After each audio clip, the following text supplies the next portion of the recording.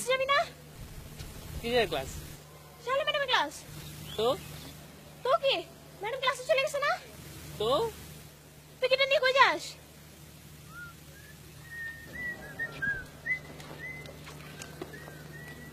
এক শার্ট পরে আজকে নিয়ে 7 দিন। খবরদার এই শার্ট পরে ক্লাসে আসবি না।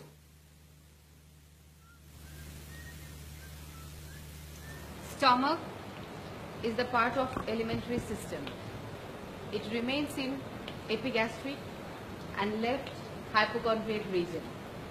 Now, let us learn about the morphology.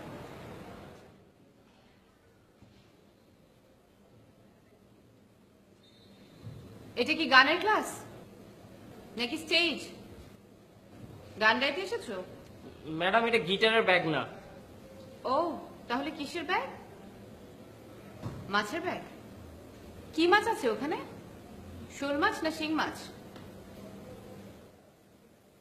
Out, get out. Madam madam বোনসের ব্যাগ এটা।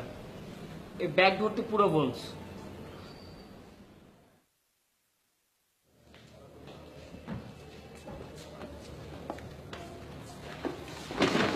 What's wrong? Sorry madam, sorry.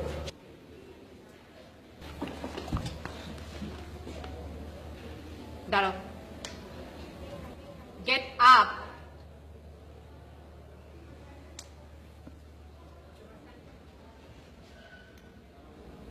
তোমার স্যান্ডেলগুলো খুলে বোনসের ব্যাগের ভিতর ভরে বেরিয়ে যাও। তুমি শুনতে পাওনি আমি কি বলেছি? ম্যাডাম আমার তো পায়ে অনেক মাইক্রোসিস আছে। আমি তো ম্যাডাম শুজ পরতে পারি না। Your gesture, your posture doesn't go with this class. From next time, don't dare to come into the class in this getup. This is my last warning to you. আজ তোমাদেরকে একটা গল্প বলবো। যে গল্পটা তোমাদেরকে বলতে আমার নিজের কাছেই ভালো লাগছে। আমার এক বন্ধু পিএইচডি করছে অস্ট্রেলিয়ায়, the university of New South Wales. What subject is he researching on? Genetic engineering. মানুষের জিনগত ক্যারেক্টারিস্টিক্সগুলোর কারণে যে বয়স বাড়ে সেটা নিয়ে। Oh, so if he is successful, then will everyone live forever? হতে পারে, আবার নাও হতে পারে। তবে মানুষ যেন দীর্ঘজীবী হয় সে কারণেই রিসার্চ শুরু হয়েছে। বলো, বসে বলো। ম্যাডাম এইসব রিসার্চ ফিসার্চ করার কোনো দরকার নেই ম্যাডাম। তাহলে কি দরকার? বিয়ে। বিয়ে? একটা মানুষ বিয়ে করলে দীর্ঘজীবী হয়ে যাবে?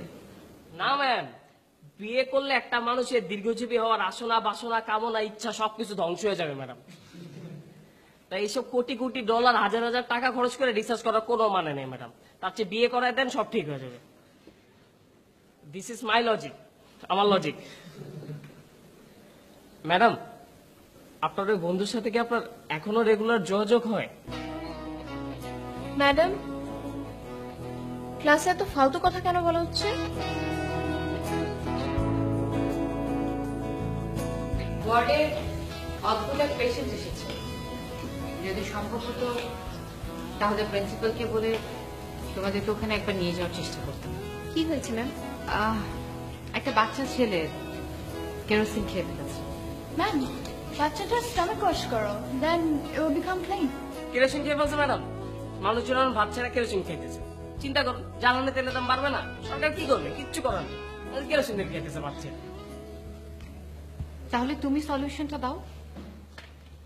বাচ্চা পোলাটাকে ধরে ম্যাডাম মাথা ছেড়ে দেয়, এই মাথা থেকে ওই মাথা দৌড়াইবো, লাফালাফি করবো, পানিতে চুপড়ি টুপড়ি খায়, ঘামের সাথে এমনি কেরোসিন তেল বাইরে যায়। This my logic, everybody this is my logic.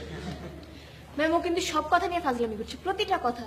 ফাইজলামি করতেছি? একটা বাচ্চা ছেলের স্টমাক ওয়াশ দেবো, যদি মারা যায় তখন কি এই রেসপন্সিবিলিটি তুমি নিবা? বলো। ওকে কোয়াইট। আর ম্যাডাম আপনি চিন্তা করেন, জীবন আগে না কেরোসিন তেল আগে? জীবন আগে। সারা